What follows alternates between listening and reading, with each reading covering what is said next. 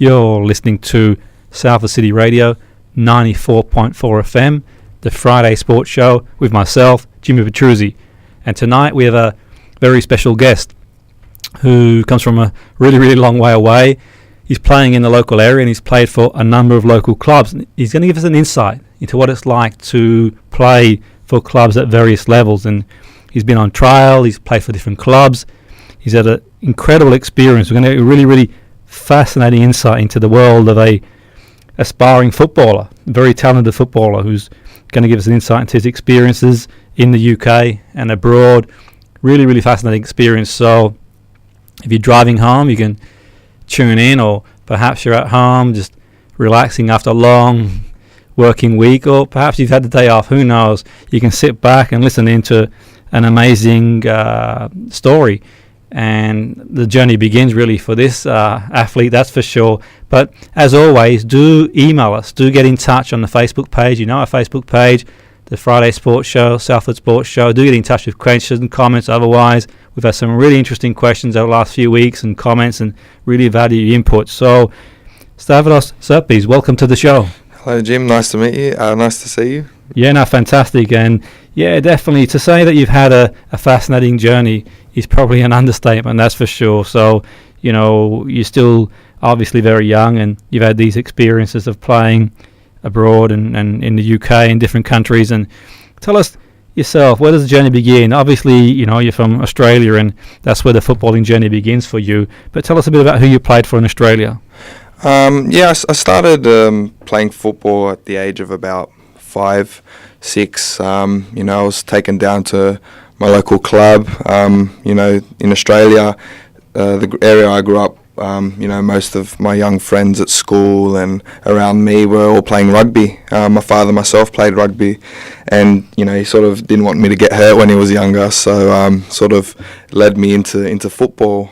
I started playing around 5, 6, and then kept playing, and I think sort of coaches started to notice me that I had a little bit of talent, or something about me really, and my parents obviously took note of that. And I think once I got to the age of around sort of 10, 11, I think that's when I started to take my football a little bit more seriously.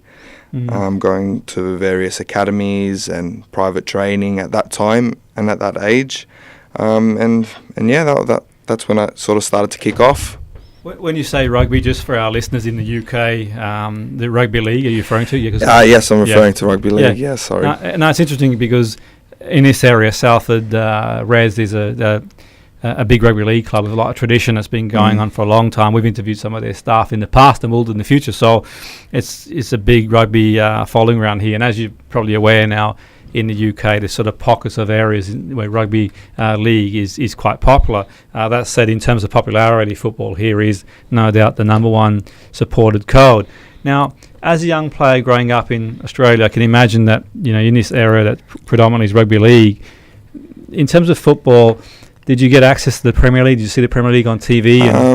Little bits here and there. But like I said, it was even young, just on the TV, we just used to watch a lot of rugby league growing up. Only till I started to sort of really take football more seriously is when I started to watch more football. Yeah, as you can imagine. But yeah, it was mainly just very heavily influenced, even at school as well.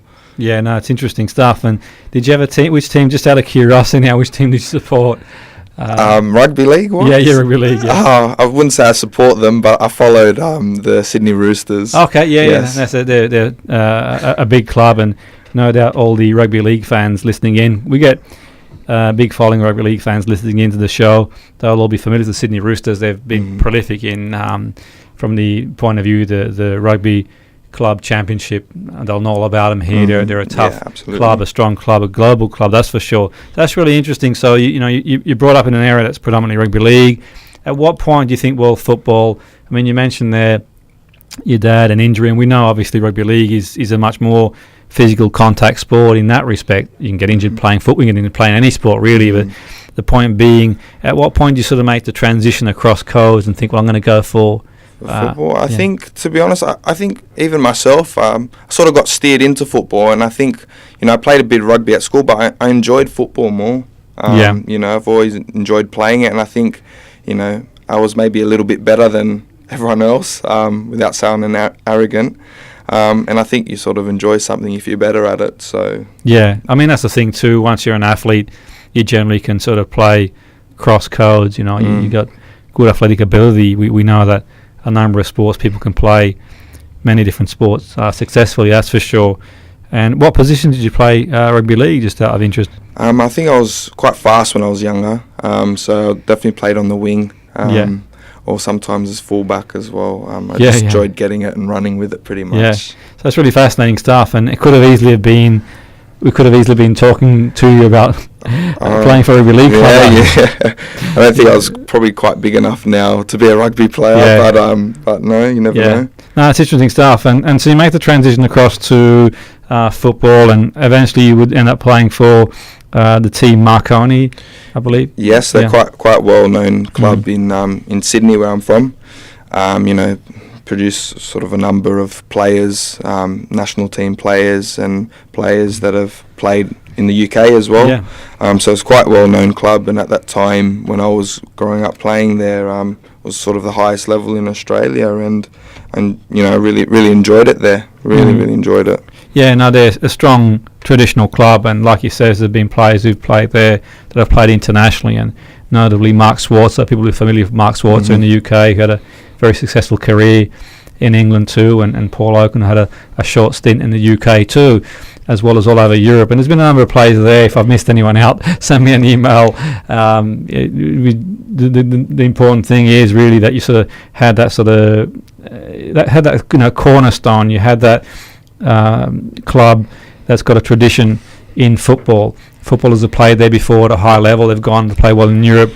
So all of a sudden you're there, and you start setting your aspiration towards possibly coming to Europe. Or what's sort of going through your mind at that point, Stav? What are you thinking at that point? You're at Marconi. You've seen players there have gone on to play in Europe, and other players aspire to play in Europe. What sort of goes through your mind there? Yeah, I think definitely seeing players and hearing about players going abroad, and it was always an aspiration of mine, a goal of mine to play abroad. And just hearing success stories and hearing players doing well abroad, it really sort of fired me up, and I wanted to go out and do it myself. Yeah. And did you feel confident that you could do that? Did you feel in yourself that okay, I can equip myself well, I can get out there and... Yeah, I think, sort of when I was young, I was always quite independent, I always did extra training, and I always had, I was quite determined. So I thought if I came abroad, then, I thought I'd be able to do well. And, I'm a high achiever, very ambitious. Just wanted to try and put my mind to it and see what I could do, really. At what point did you travel abroad, and where did you go first of all? I got seen in Australia when I was 16. There was a coach came over from Leicester. He ran a college or an academy in Leicester, and he offered me a 2-year scholarship over there. And as soon as I got the opportunity, sort of spoke with my parents and thought it was the right step for me. I was 16. I was doing well in Australia, and I thought that this is what I wanted to do. So, and I think it would be a good step for me to get myself abroad. Yeah, I think anybody's ambition, any footballer's ambition, is to play at the very highest level they can, and that's an obvious progression there. You sort of go as far as you can and think, okay, I'll go out there, and certainly the exposure you're going to get, playing at that academy would have been far greater than being across the other side of the world, in the sense, okay, you're there, you're in the profile, and how did that work out at Leicester? How did that go? What was that experience like? I think it was a good transition for myself. It wasn't sort of something where if I were to jump in and maybe be with a professional club and their academy, maybe I would have been a bit too startled or something like that. I think it was a good transition for myself. We played against other colleges. We did also play against other professional clubs and academies, which were really good experiences for myself. And I think it was a really good transitional period for myself, getting myself over to the UK and adapting and, adapting things. So, yeah. Yeah, no, that's interesting stuff, and that gives you an opportunity to sort of ease your way into it. That's for sure. And then at what point do you get the? I know you had a few trials and you had a few stints here and there. And at what point do you sort of get noticed at Leicester and sort of? Well, yeah, sort of my coaches at the college, obviously I think saw something in myself as well. There was really good training and development there, and I from there I ended up getting a trial. My last season there, I ended up getting a trial at Bournemouth, which was another fantastic experience and a real big eye opener for myself. It was the first trial I'd had at a professional club.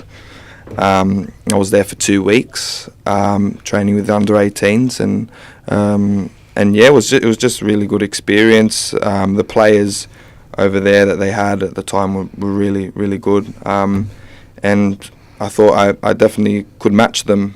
The end of the trial, the 2 weeks, I sat down with the under-18s manager and said to me pretty much that, in order for us to sign you have to be better than what we have, at least 20-30%.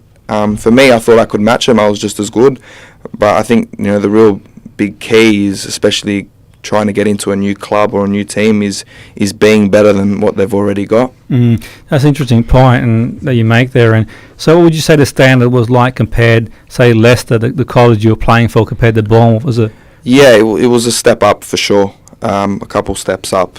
I think the tempo was a bit higher. The players, I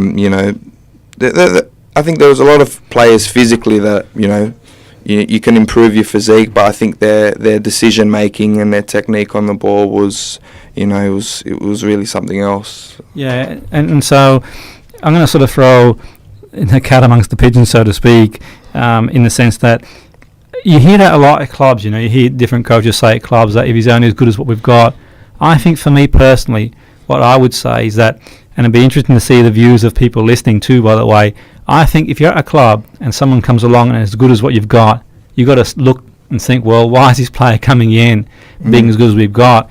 And I see a case for extending the opportunity of the player coming in. I really do, because you think, well, if you've been at a pro club since, say, 9-10 years of age, you get to 18 years of age, 16, 17 years of age, and some lad comes in from, say, a college who's equally as good, you've got to say to yourself as a coach and think, well, what's going on here? Yeah. And I'm going to look this lad even closer in that respect. But the point you make is a good one. I think that I hear that quite often, and I've heard that a lot when in my time in professional football, but I've always thought to myself, as a coach, if a guy comes in like yourself who's got ability, you sort of question yourself and think, well, this guy here, can we give him an extended run? But I can fully appreciate it from both sides of the fence, because on the other side of the fence too, having been in the pro game myself and worked at various levels, your loyalty in one sense is going to lie to the players who've been with you for many years. Yeah, so absolutely. If you've got a lad you're working with, say, from 9-year-old and he's 16, 17, if you're going to give anyone a contract, there's just that subconscious thing to give the lad a chance.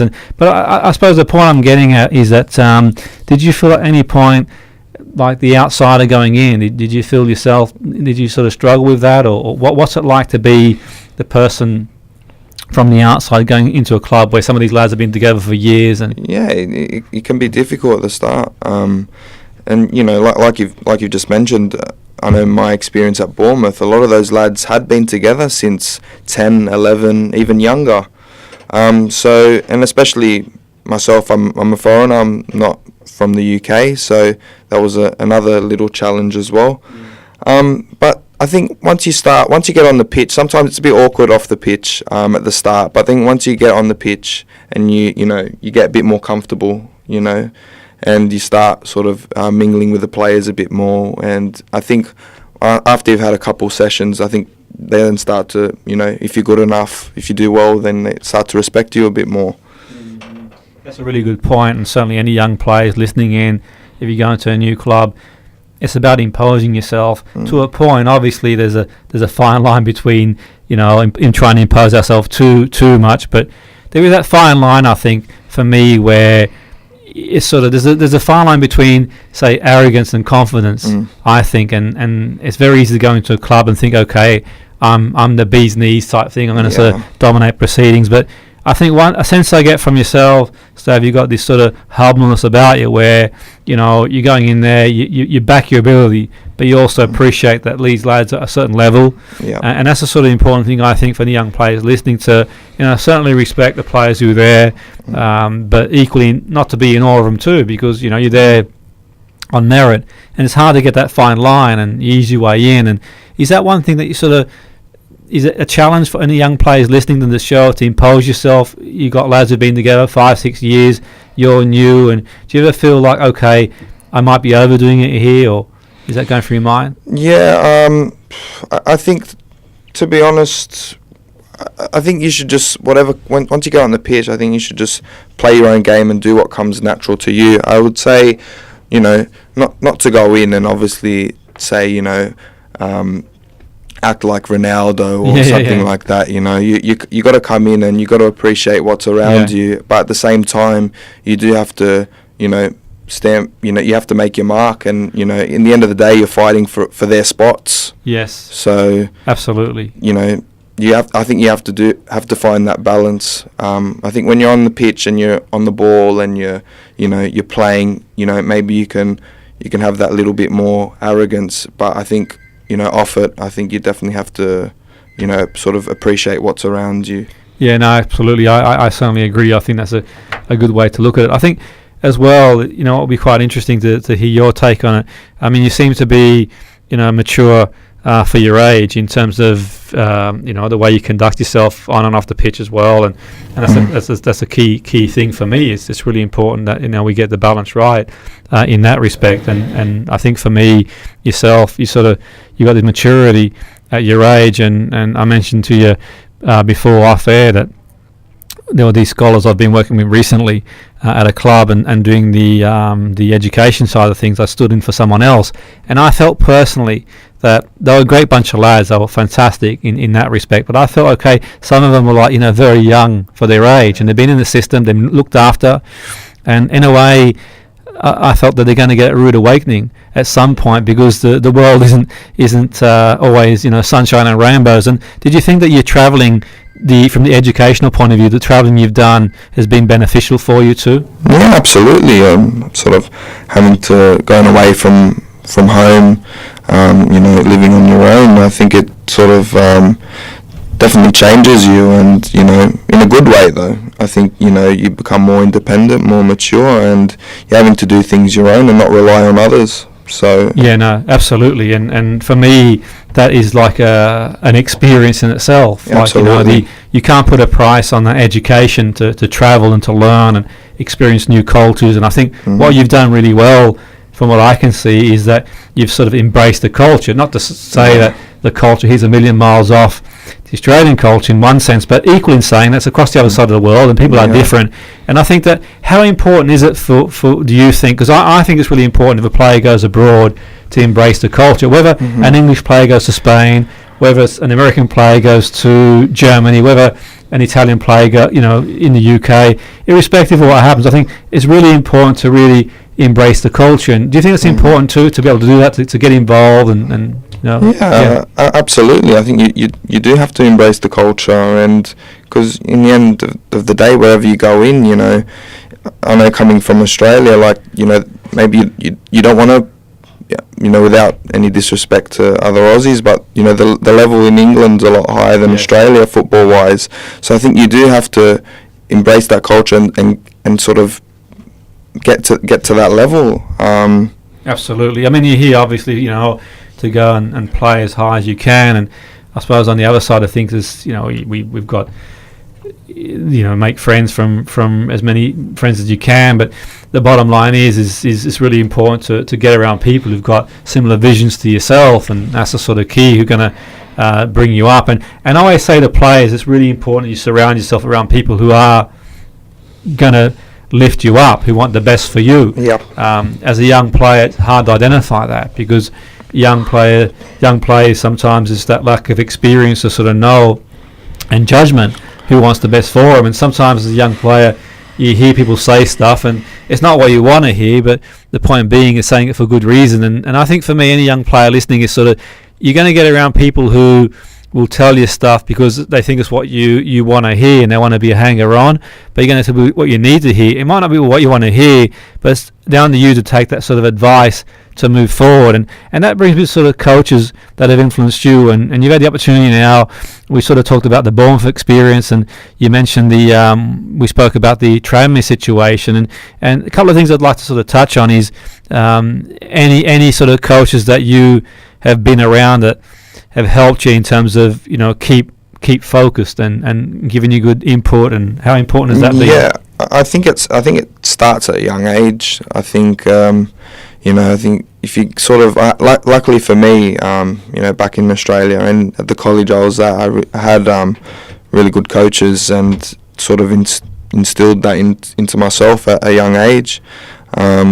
So it is really important, especially because everyone knows as a footballer, most people just see all the highs, but there are a lot of setbacks that you have, and you've got to be able to deal with them and move on from them. So yeah, that's powerful stuff, and that's the thing really. I think sometimes coaches and as adults we don't realise the impact we have on young people. I mean, for a young person, it's not cool to say to the coach, you've helped me so much, and as a general rule. But the point being is that sometimes even the coaches listening to you give an honest appraisal of the situation, they can see how important they are. As a young player, 12, 13 years of age, whatever age the player is, 18, 19 years of age, the words they say have a big impact. A bit of encouragement, praising the player, and not encouraging the player beyond the point where you're helping them to improve.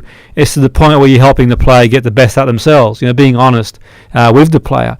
Now, Tranmere, you sort of had the opportunity to do some training there. Tranmere is a very strong club, a very strong lower league club. They've always had a strong youth system, that's for sure. It's the sort of place that you go, you're in a game, that's for sure. Tell us about the Tranmere experience. I was at Tranmere for a short time. I was actually at Accrington Stanley for a whole season, just after my trial at Bournemouth. They were in League 2 at the time. I got chucked in the deep end. I went from pretty much college football straight into first team football. I just turned 18. And I went in on trial pretty much for pre-season at Accrington with the first team. And I think I definitely did, I thought I did quite well, considering where I'd played at. As you know, there's a huge step up from academy football to first team football. Absolutely. And you've got to adjust, and you've got to really fight, and it is a lot tougher. It's a lot quicker. It's a lot physically demanding. But you've just you've got to sort of keep up with them. Absolutely, and it'd be interesting to know a bit more about your experience at Accrington, and it's a fascinating club, and I had an experience with Accrington a few years ago where a colleague of mine, Chris, she was doing some work with them, and she'd asked me to come along and help out. It was that time when they were, I think they were only recently promoted into league football, maybe in 1 or 2 years, maybe even the first season. I don't recall now. It's a good few years ago now. But anyway, cutting a long story short, there was a few games to go, and Chris had asked me if I'd sort of help her out, and as you do, an extra pair of hands. And I went down to Accrington and I did some, the mental skills training with the lads, and I sort of went to most of the home games, and I thought that the style of football they played was really, really good. They really tried to play football, made a big effort to play football. Yeah, absolutely. They get on deck, and Coleman and Bell there, they are Accrington through and through, and they've sort of taken it through the ranks. And there was one game actually, it was the second last game where we were playing Macclesfield, and I was sitting on the bench with them on that game, and it was a really fascinating game because Macclesfield had Paul Ince, and if you're listening, Paul Ince, drop us an email, and the team that won would stay up, and the team obviously that lost would have to go to the last round to play. And Paul Ince was getting a lot of media coverage around his sort of Houdini act at Macclesfield, but he'd been given some money to spend, by the way. But cutting a long story short, the job that John and Jimmy were doing was phenomenal, and it was really interesting, really. So we played that game, and if my memory serves correct, I think Mac went 1-0 up, and but eventually we won the game, and we'd obviously stayed up. But there was a moment where after the half-time break, Paul Ince he'd got really angry about something someone had said on our bench, and he'd confronted the player. It was one of those sort of moments in football, but I share that story because it epitomises the spirit of the club, and the club's obviously spent a long time in non-league. They come up, and what was your thoughts on Accrington in terms of the way things were done there? The coaching, the setup, the spirit there. It was, as probably most people know, they're one of the lowest budgets in league football. They didn't have a lot of money to spend, but John and Jimmy really, I have a lot of respect for them. They're really well-known coaches, experienced managers, and they're really, no matter, even though the club had such a low budget, I think with the players that they had and what they've done at the club is just really phenomenal. The way the team plays, they always try to look to play out and play a good brand of football, but at the same time there were games where the team needed to fight and really graft out a result. The facilities, not the best facilities compared to some other league clubs, but with what they had, they've done unbelievably well. Yeah, no, I agree. And what position did you, when you were there, what position did you sort of, because you're quite versatile in your game, and you can sort of, you're an athlete, you're talented, you can sort of adapt different positions. What position did you find that you were sort of having? Well, as a young player, I was playing more or less in midfield. When I went to Accrington Stanley, I played as a right back. And that's where John and Jimmy saw me. I think they actually, in one of the training sessions, they just needed a right back, and they put me in there, and I did really well. And then over pre-season, out of the blue, I started one of the games against Barrow as a right back, and I think I got man of the match. So fantastic. So I think since then, I think to the end of since then, really, I've been able to play right back. And I do enjoy it a lot, to be honest. I do. I think that certainly with your athletic ability, very much so. And so your role there, and to get forward and get crosses in the box, I would imagine the way they set up, and I suppose over there as well, Stav, the way they play their football is they go to play from the back. And did you find yourself getting on the ball regularly, or? Yeah, to be honest, I was getting on the ball quite a bit. They like to get the goalkeeper to pass it out from goal kicks to the centre half, and then out to the right back, or sometimes straight to the right back.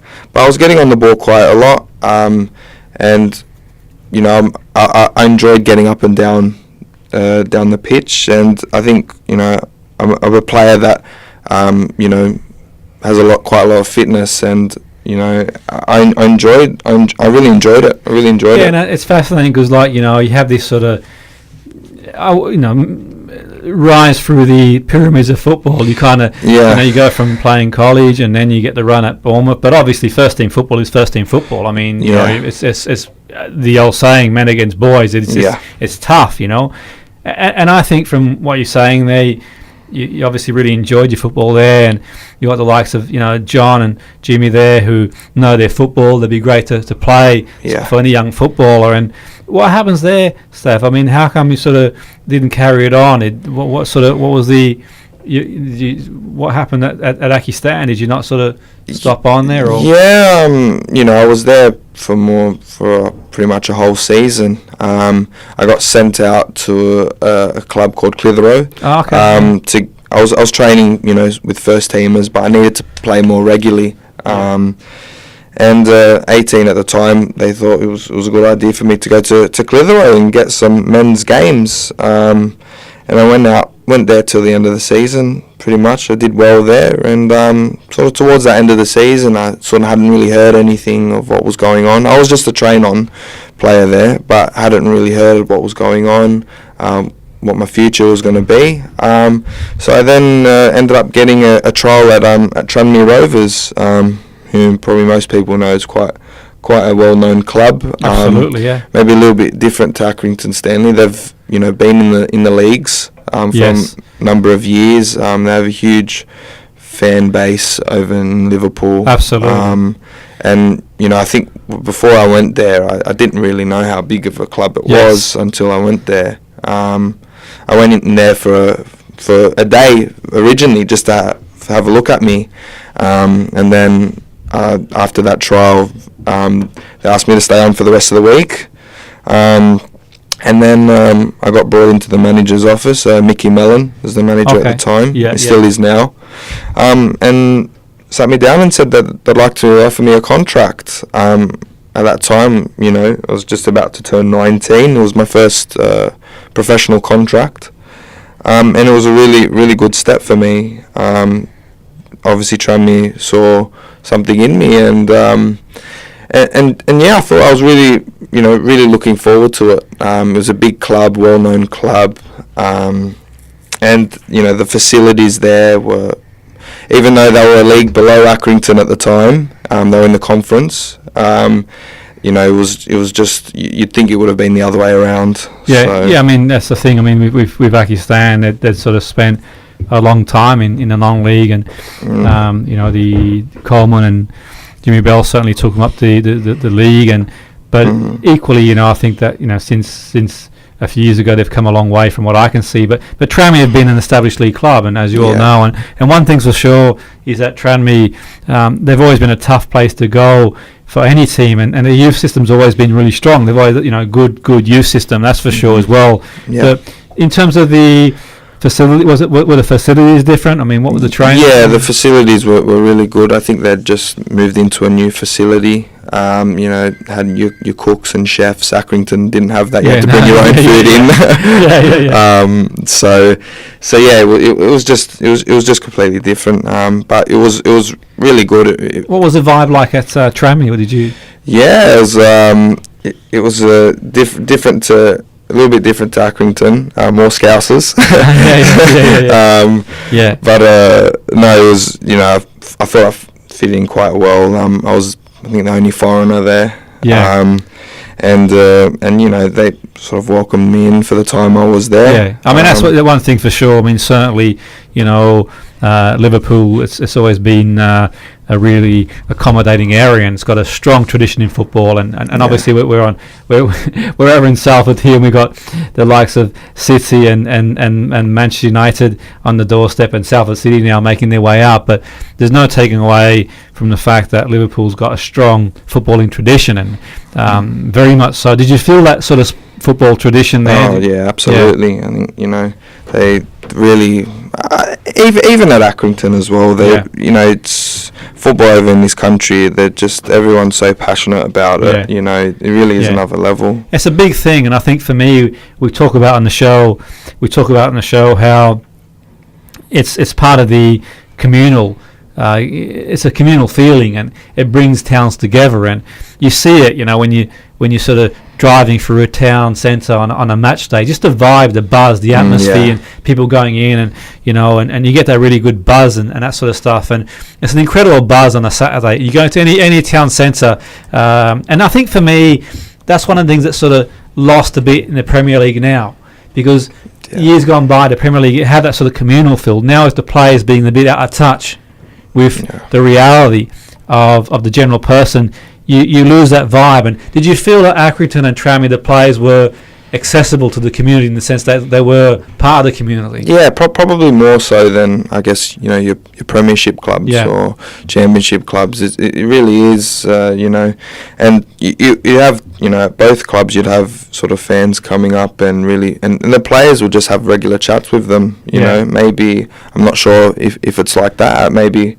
higher level clubs, but I know at Accrington and Tranmere it was really close knitted.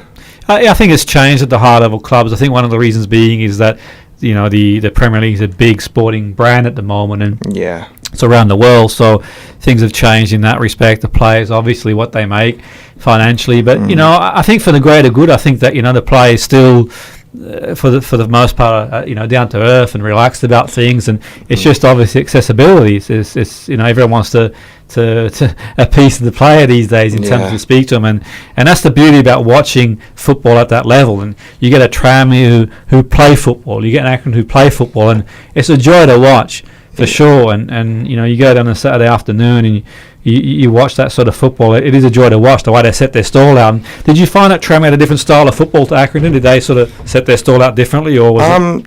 To be honest, it was quite similar. They'd like to play out, but at the end of the day, for both clubs, sort of any manager and club, they want results. It's so high demand on results, and you really do need to win games, and you really do play for result. And I think that's the difference between academy football and first team football. Absolutely, you play for the results. Yeah, I mean, the thing is, at academy level, you don't want to compromise development for results. No, absolutely not. We've always sort of thought, okay, let's make sure the players develop. Put the development first, but equally in saying that, you've always got an eye on winning. Winning breeds winning, and I think that's really important for me. Does it surprise you sometimes when you see some of these lower league clubs knock out the bigger clubs? I mean, is that much of a surprise? Having been in the lower leagues, your experience, do you surprised when you see some of these smaller clubs actually give a good account of themselves? Or I think it's always a little bit surprising. When you get a club in the 7th tier or 6th tier beating a club in the 3rd or 4th, it is, and because there is a difference. But I think in those sort of games, I think sometimes the higher clubs sort of they're unaware of the lower clubs, and what there are really good players in lower league football that can probably play at a higher level. Great point. Yeah, great point. There really is, and I think that there is a lot of talent that not many people know about, and because I just don't think people. I think more so now, people are more aware of non-league football and lower football, but in previous years, I don't think people were as aware. Yeah, I think too as well, when you get the bigger clubs, say in the Premier League, and they rest some players, and you come up against, say, a League 2 team, you rest a few players, and the problem is that you start getting players who aren't match hardened, and that's the sort of thing. You bring in a few players who play some reserve team football, then you're up against a team like an Accrington or a Tranmere, and you're going to be in for a fight. That's for sure. You know you're going to be into a fight. You're not going to go and play against an Accrington, a Tranmere, a Bury, or an Oldham away, or you're going to be in for a fight. That's for sure. And that's the sort of key. You've got to win the fight before you win anything else. And if and the trouble is, some of these players at a higher level. You mentioned before about the facilities. And the facilities at the highest level, it's unbelievable. Yeah. And that's the sort of thing I used to find in my experience. When you had a player on loan at a lower league club, it was almost like, albeit a lot of clubs now in the lower leagues have improved a lot and they're using some great facilities.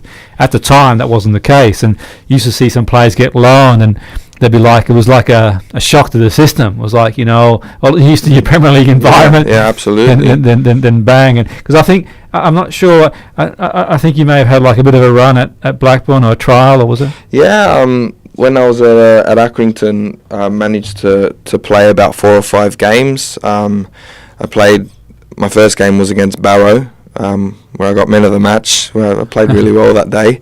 And since then, I think I had a bit more trust in the managers. I played against Bury, Blackburn Rovers, and a couple of other lower league clubs. and that was my pre-season / trial, and since then that's where I got asked to, I was able to stay for the rest of the season.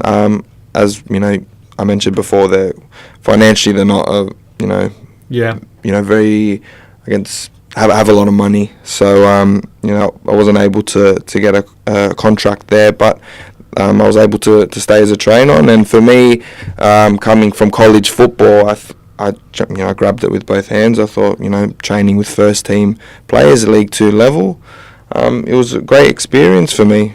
Yeah, and sort of you're in that situation where you seem to just about break through and consolidate your position, and then things sort of, so you go back to Australia and you sort of end up sort of clearing your mind and going back to the drawing board, so to speak. And did you play out there, or did you play in Australia when you were back out there? Or I went. After I finished at Stanley, I went on trial at Tranmere. I got offered a contract there, and I then went back to Australia over the off season. So it was my off season. Wanted to see my family, have a bit of a break. During my time out there, Tranmere were in the playoff final against Forest Green to get promoted into League 2, and they lost 3-1. I then got a call off my agent a few days later, saying that I had to go in on and retrial there. They didn't get promoted. Things had changed at the club, and I need to go in and retrial. And it was a bit of a shock to me, but I thought, I'll go on and do it. I then messaged the manager, Mickey Mellon, when he would like me back in for pre-season, so I could get ready, book flights. And I got a really long message back from Mickey saying that the club's financial position has changed due to them not getting promoted. A lot of the staff had been sacked, and things had just completely changed at the club, and he wasn't in any position to offer me a contract. And that's really interesting stuff, and you must be really strong mentally to be in a situation where just when you're about to break through, to have that. And how did you bounce back after that, Stav? How does one bounce back after thinking, okay, I'm on the way? I think for me personally, one of the hardest things would have been to sort of think, okay, your mindset, you're on the way, you're sort of focused on playing football at the highest level you can, and build from that. How do you bounce back from that? Obviously you're disappointed when you hear the news at the time. Anyone would be, but I think I'd like to say I'm quite strong mentally, and quite determined, and I've always been confident in my ability. So I thought, wherever I go next, I'll do well. I obviously spoke with my parents, spoke with my agent at the time, and had good people around me to support me, which I think is really important. Yes, yeah, and you got to bounce back. And what do you do after that? You're sort of on the periphery of breaking through at a strong traditional club in a strong footballing city, and that doesn't go to plan, or at least at that point. And where do you sort of go? Where did you go from there?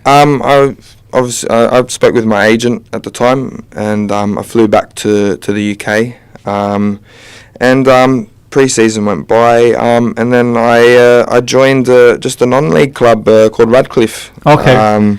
And I wanted to just play football really, so I joined a non-league club, and started my season off there. Yeah, that's interesting stuff. And what did you make of Radcliffe? What was the standard? Yeah, it's obviously a big difference from Tranmere and Accrington. They're a few leagues below, but to be honest, like I was saying before, there are players at those levels that I think potentially could go on and play higher football. It's obviously different to league football. The pitches aren't as great. Sometimes you're playing on a really cold, rainy day. It's very muddy. You have to adjust your game. But I think for any young player, I think it's really good experience, and it really toughens you up. Yeah, we had the captain of Radcliffe on the show a couple of months ago, Kingsley Williams. Yes. Yeah. Great guy. And the story behind Kingsley, he actually, if memory serves me correct, I think he spent a bit of time at United, in youth football, right. I think.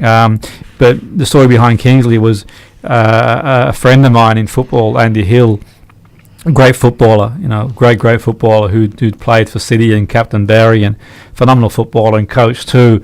And he set up, was involved in setting up an organisation called Provision, giving players a second chance. It was Andy who sort of spotted Kingsley and gave him his chance, and then Kingsley would go on to play for Sheffield United.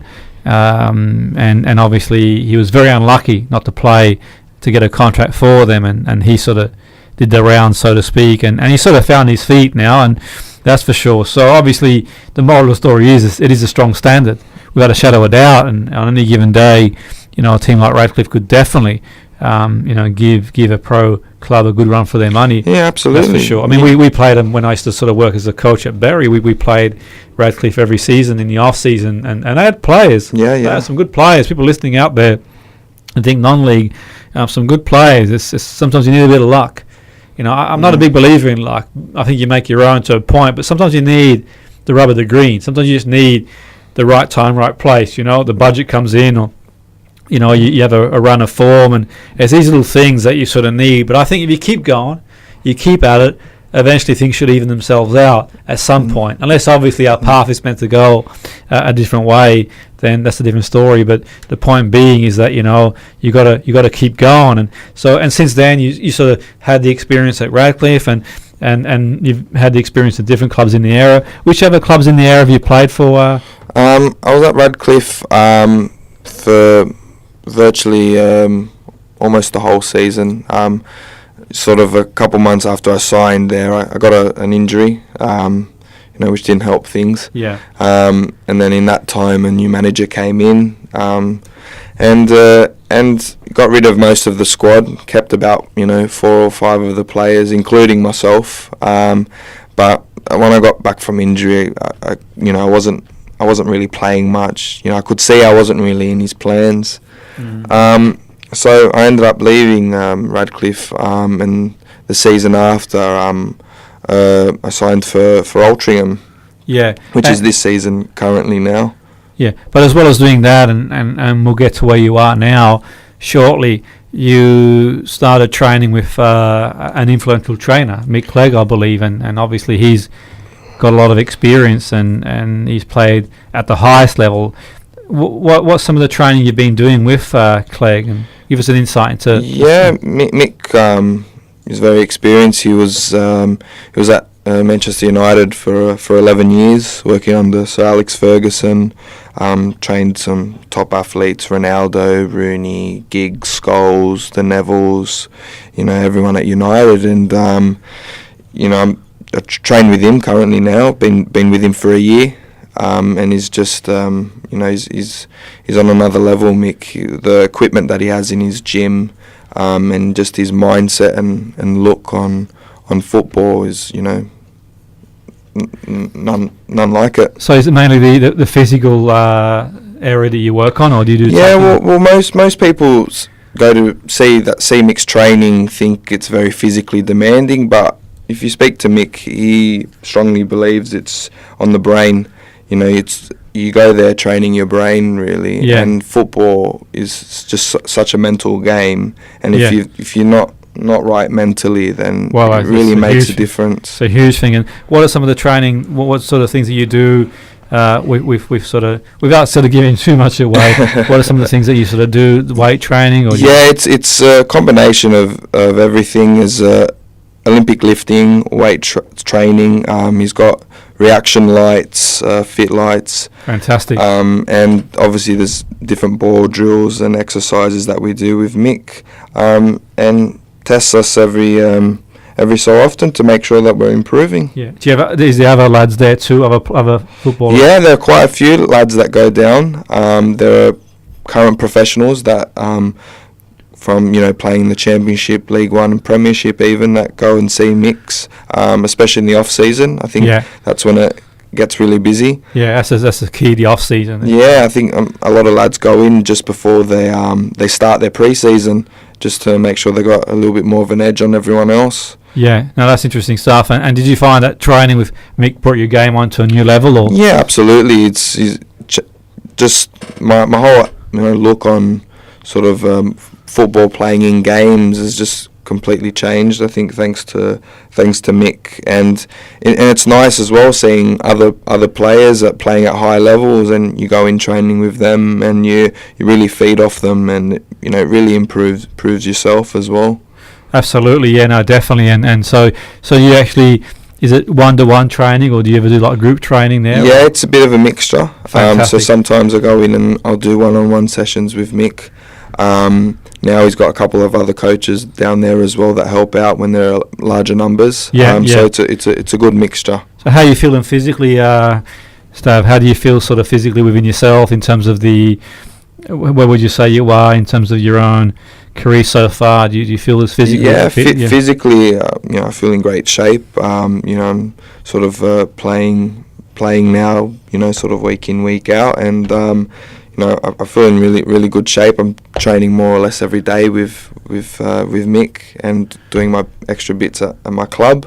Yeah. As well as playing, so I couldn't be in better shape. Fantastic, and because recently you've moved across to another club to get some game time. Yeah, I wasn't getting much game time at Altrincham. I was having to play in the reserves just to get minutes, and thankfully managed to get down to sign a dual contract at Droylsden, just to get more minutes under my belt, which I wasn't getting at Altrincham. So I'm currently there now, playing and enjoying it. Yeah, and so Droylsden now is like a new chapter in a sense, getting game time, and how's it gone so far? I think you mentioned that you had a decent result the other day. You come back from 3-0 down, and I got on and managed to bring it back to 3-3. That's pretty modest of you there. You didn't want to mention that bit, and I think for me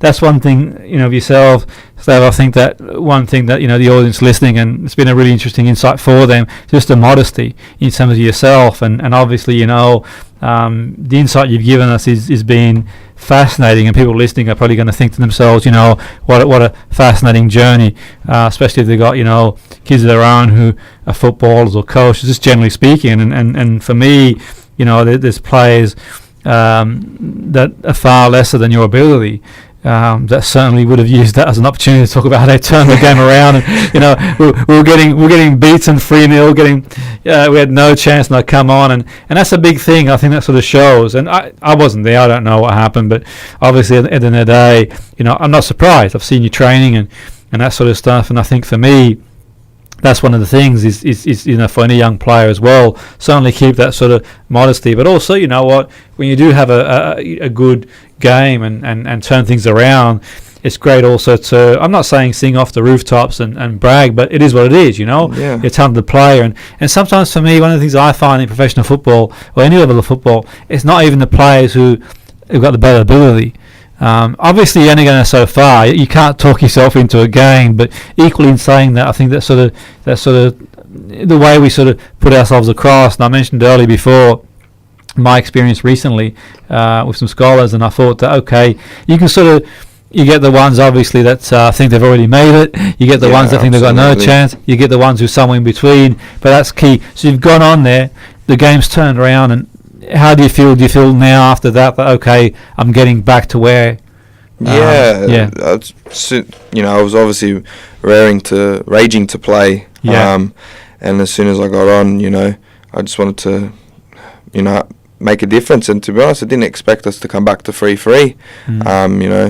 I didn't score any of the goals, but I'd like to think that that I helped the team out as best as I could. Absolutely, that's important stuff. And so your own aspirations going forward. I mean, you got ability, that's for sure, and your goal is to get back into the pro setup. Is that sort of one thing you're trying to do? Absolutely. I do miss it a lot. Just being being in that environment day to day, isn't it? Yeah. Week, every day is just, you can't replace it really. Yeah. So my goal, I do have high ambitions. I would love to get back into full-time football again. And I sort of want to play at the highest level I can in this country. Yeah, absolutely. I think that bar a bit of, we call it bad luck. I mean, a few twists and turns here and there. We probably would have been having this interview, and you'd have been playing for a team in certainly league football. But that's no disrespect to the team that you're playing for at the moment. They're a great team for a lot of tradition. They're a team that over the years has put some good teams out there, that's for sure. And I think it's a good opportunity for you and for them to get the best out of each other, and hopefully your time there can help them turn a few more games around. Yeah. But equally, the lad that you are, no matter where you go, you're going to give 100%. And that's the important thing. I think that's the important thing for them, because obviously, you know what, it's easy to go into outside the football pyramid and think, this is it, I'll go through the motions, but that's the true test, So the ambition is the flame keeps burning. That's the most important thing. And in the off season, you're going to carry on training. Is that the plan? And yeah, absolutely. I have a little break. I'm going to go back home for a bit and see my family, because I don't get to see them often. Yeah.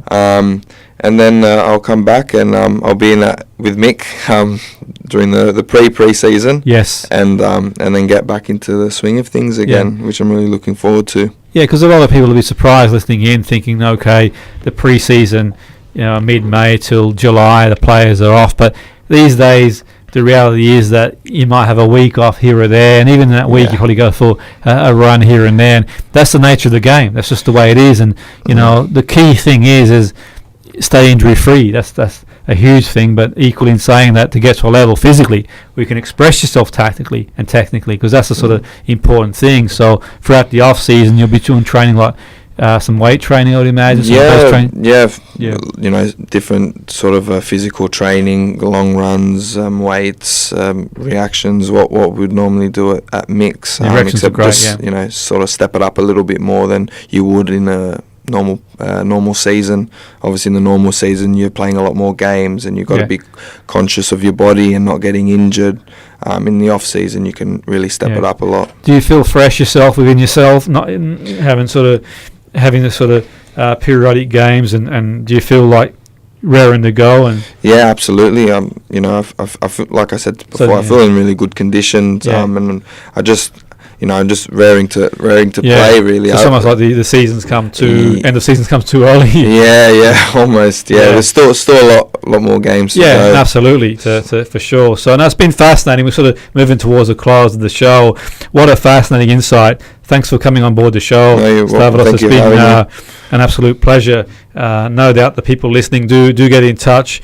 The Salford City Radio 94.4 FM, the Friday Sports Show. Get on our Facebook page, send us a message, and let us know your thoughts. And we bring you all the latest in sport from around the area and around the world. And it's been a fascinating hour. It's gone so fast, and it really has. And that's will give you the insight into what it's like for a young player making their way in the game of football. So have a fantastic weekend, whatever you're doing, wherever you are. Until next week, see you then.